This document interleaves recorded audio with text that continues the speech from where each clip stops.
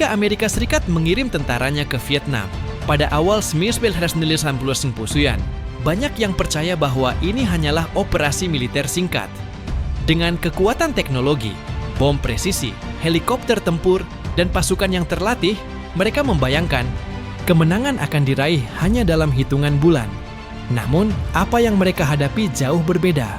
Vietnam bukanlah perang biasa. Bagi tentara Amerika, ini adalah neraka tropis yang perlahan berubah menjadi mimpi buruk tanpa ujung. Begitu menginjakkan kaki di tanah Vietnam, para prajurit Amerika menyadari bahwa alam di sini bukanlah sekutu, melainkan musuh. Hutan tropis begitu lebat, basah, dan penuh ancaman. Udara panas yang lembab membuat tubuh cepat lelah. Lintah, nyamuk malaria, dan penyakit tropis menyerang setiap hari. Jalan berlumpur membuat kendaraan tempur sulit bergerak.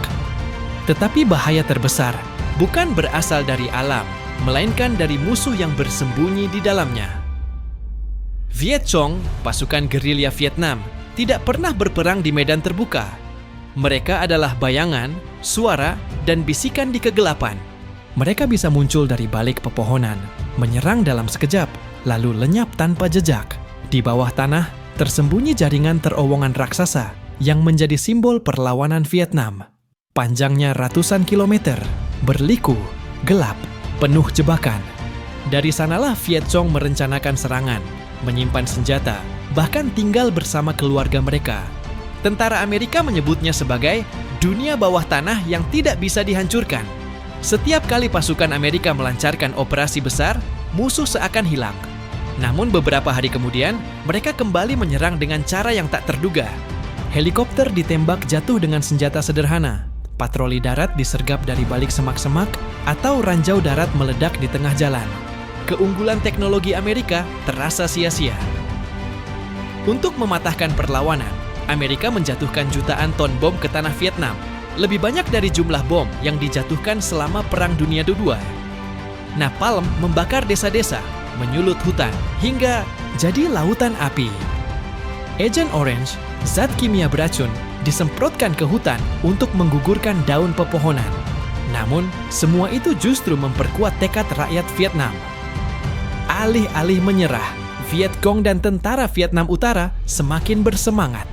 Mereka melihat tanah mereka terbakar, keluarga mereka menderita, dan itu membuat mereka semakin yakin bahwa perang ini bukan sekadar pertempuran senjata, melainkan perang untuk bertahan hidup, perang melawan penjajahan baru.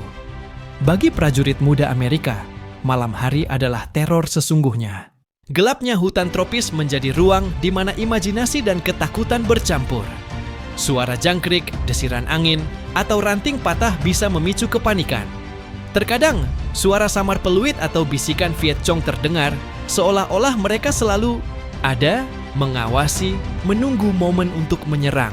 Banyak tentara kehilangan tidur. Mereka hidup dalam ketegangan terus-menerus. Tidak ada garis depan yang jelas, tidak ada tempat aman. Desa yang tampak damai di siang hari bisa berubah menjadi ladang kematian di malam hari.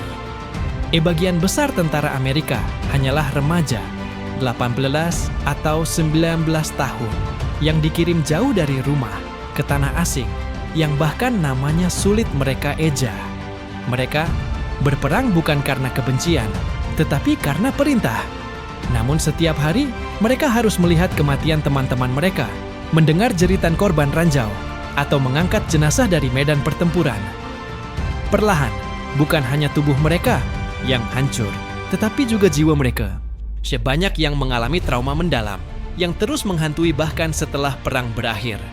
Vietnam bukan hanya perang di medan fisik, tetapi juga perang psikologis yang meninggalkan luka batin permanen. Semakin lama perang berlangsung, semakin jelas bahwa teknologi dan kekuatan besar tidak mampu mengalahkan tekad rakyat Vietnam. Helikopter, tank, dan bom tidak bisa menghancurkan semangat juang yang lahir dari tanah sendiri. Di Amerika Serikat, rakyat mulai marah. Demonstrasi menentang perang pecah di berbagai kota. Televisi menayangkan gambar-gambar mengerikan dari medan perang. Desa terbakar, anak-anak berlari ketakutan, dan peti jenazah yang pulang ke tanah air setiap minggu. Akhirnya, Amerika menyadari bahwa mereka terjebak dalam perang yang tidak bisa dimenangkan. Puluhan ribu prajurit tewas, ratusan ribu lainnya terluka atau trauma. Semua pengorbanan itu berakhir tanpa kemenangan. Bagi tentara Amerika, Vietnam menjadi kenangan pahit yang tidak pernah hilang. Mereka datang dengan keyakinan akan kemenangan, tetapi pulang dengan luka, ketakutan, dan trauma. Vietnam mengajarkan pada dunia bahwa teknologi modern tidak selalu mampu menundukkan tekad rakyat yang berjuang untuk tanah air mereka. Vietnam bukan sekadar sebuah perang. Ia adalah mimpi buruk yang menghantui generasi tentara Amerika. Sebuah pelajaran pahit bahwa kekuatan besar bisa dikalahkan oleh tekad kecil yang tak pernah menyerah. Silahkan like, comment, dan juga subscribe.